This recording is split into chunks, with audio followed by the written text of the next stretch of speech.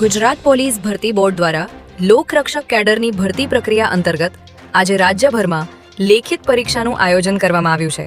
ત્યારે માત્ર અમદાવાદ શહેરમાં જ 88,000 કરતાં પણ વધારે વિદ્યાર્થીઓએ લેખિત પરીક્ષા આપી હતી।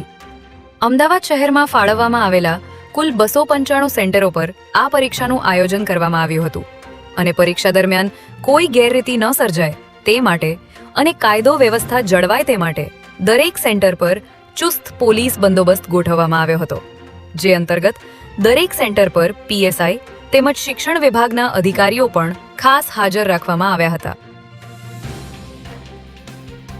ગાંધીનગરમાં માતાએ 2 બાળકો સાથે કેનાલમાં ઝંપલાવ્યું હોવાની ચોંકાવનારી ઘટના સામે આવી છે। ઘરની બહાર માત્ર ઊભું પોતું મૂકવા જેવી તદ્દન મામૂલી બાબતે દાદી સાસુએ આપેલા ઠપકાથી લાગી આવતા 24 વર્ષની પરિણીતાએ પોતાના જ 2 માસૂમ પુત્રોને કેનાલના ધસમસતા પાણીમાં મોતના મુખમાં ધકેલી દીધા હતા। આ આપઘાતના પ્રયાસમાં 6 વર્ષના નિર્દોષ બાળકનું કરુણ મોત નીપજ્યું છે, જ્યારે સ્થાનિક લોકોની સતર્કતાથી 8 માસના બાળક અને માતાનો જીવ બચી ગયો છે। આ ચકચારી ઘટના અંગે સાંતેજ પોલીસે ગુનો દાખલ કરી તપાસના ચક્રો ગતિમાન કર્યા છે।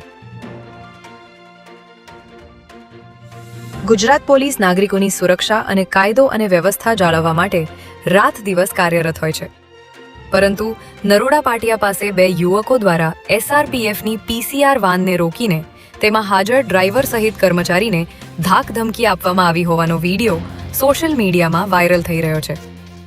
વાયરલ થયેલા આ વિડીયોમાં સ્પષ્ટ જોઈ શકાય છે કે એક યુવક ચાલુ પીસીઆર વાનની આગળ આવીને ઊભો રહી જાય છે, ત્યારબાદ તે ગાડીના ડ્રાઈવર પાસે જઈને ઉગ્ર બોલાચાલી કરે છે।